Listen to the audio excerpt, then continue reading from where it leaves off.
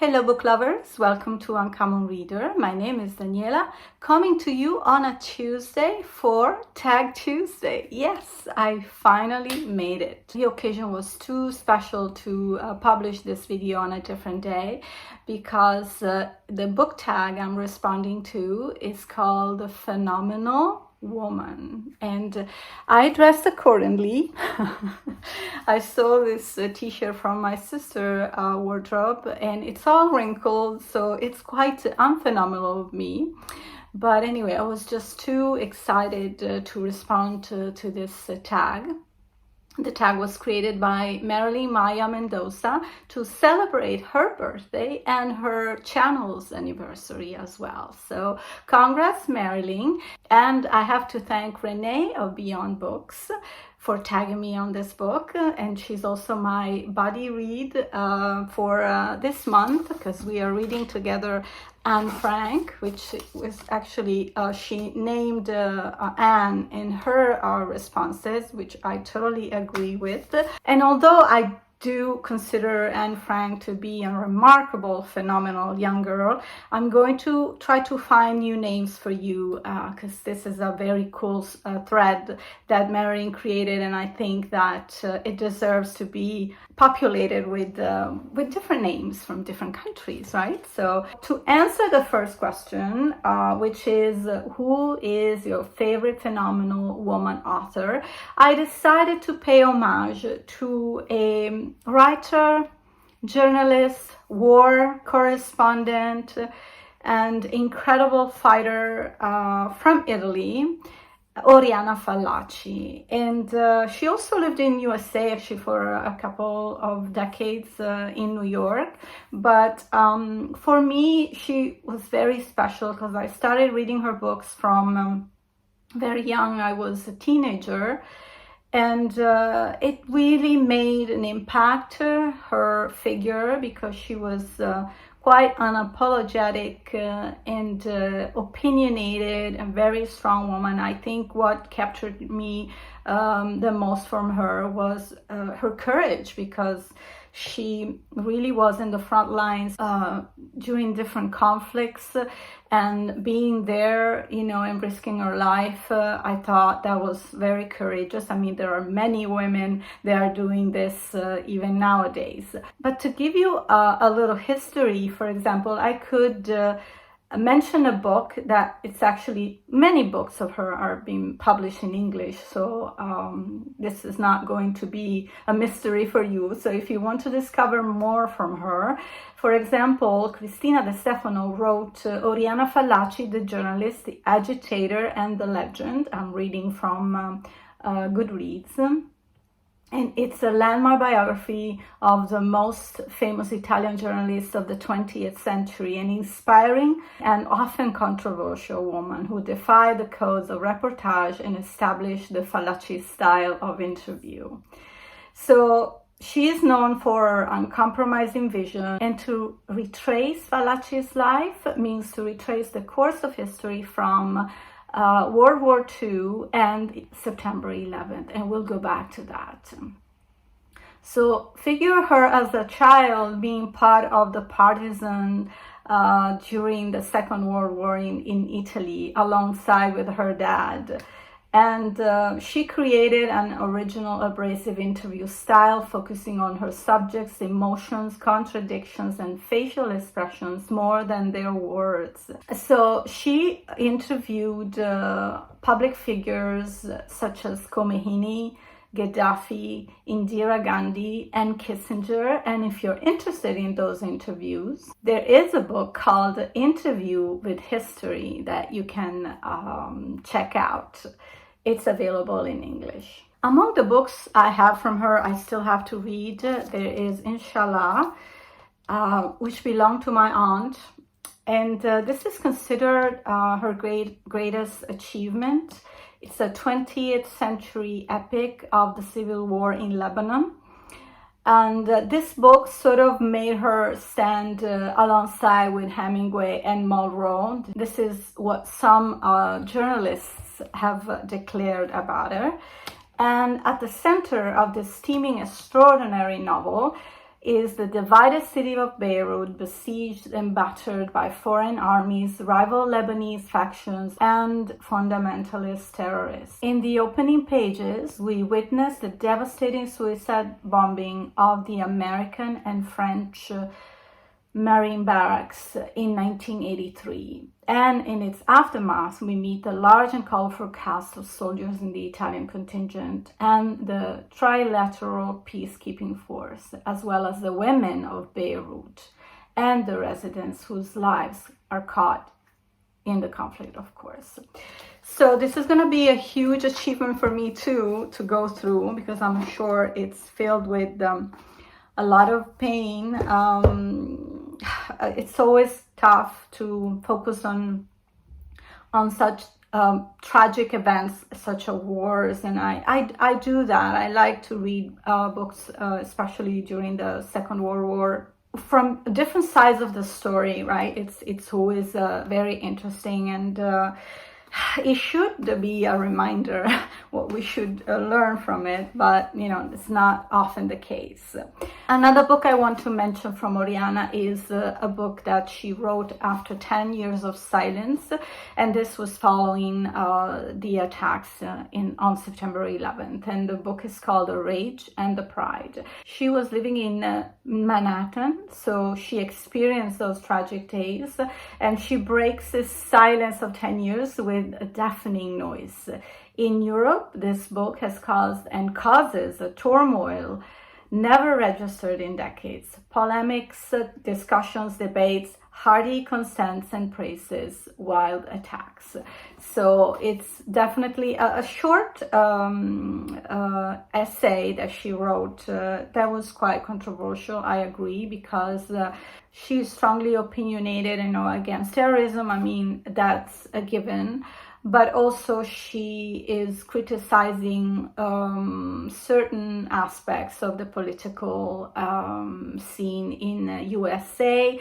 But she does that with Italians as well. So I think she's trying really hard to point out what doesn't work in our system, and she's always very critical. And I think I like her openness and being really transparent, sharing what she thinks. Whether you agree with her or not, I do appreciate her honesty and trying to stimulate you to think a little out of the box. So I also have one last book from her that I have to read, and it's called American's Journey. It's in Italian, of course, but this is her memoir of her years living in USA. So I'm looking forward to read this book. It's like a diary, so I assume, you can read just a few chapters here and there. And in between other, fiction books, I guess. And I really encourage you to find her books and give them a read. Maybe the library will help them. A very interesting lady. The second question: what book features your favorite phenomenal woman character? So I'm going to give you two names. One very, very fresh in my memory because it's a July read, and one going back in time in my childhood, because I really have to give it to her, and a big shout out to Pippi Longstockings, and it's Calze Lunghe in Italian, because reading but also watching the show to me was really eye-opening, because I admire her personality, being an orphan child. Well, she had a dad, but he was, never seen in the story because he was, I guess, busy somewhere else, and so she lived by herself, in the company of all these animals, a horse, a monkey. She was always smiling and positive and outgoing and so excited about life. She always had this big, big smile on her face. And for me, I just connected with that energy, and I thought, yes, this is the way you want to embrace life, even if things around you are not so good, when you grow up, there are a lot of problems, and if your family is not giving you all the attention and affection that you need, you try to seek it elsewhere. So for me, PP was, I wouldn't say like a sister, but almost like a mentor in her young age, because I looked up to her, and I really wanted to embrace life with that attitude. And I think it did stuck with me. I try to always be positive, and I think that energy also helps you in life. So always remember to be, positive and work towards your goals. So the second book I want to mention is The Characters in the First Ladies, a book that was released in 2023, I think, by Mary Benedict and Victoria Christopher Murray. It's a beautiful friendship that was actually forbidden in those days between Eleanor Roosevelt and Mary McLeod Bethune. I hope I pronounced her last name correctly.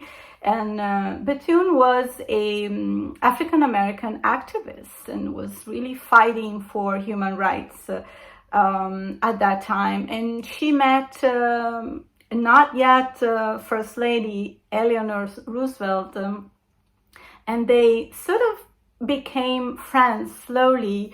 But this friendship was quite important for human rights, because I think Eleanor was able to influence her husband, who later became president of the United States for 2 terms, for certain laws that passed. He was a little reticent at the beginning because he had people influence him as well, but I think he was also good-hearted, and he finally listened to Eleanor's voice and started to, implement certain laws that would emancipate African Americans.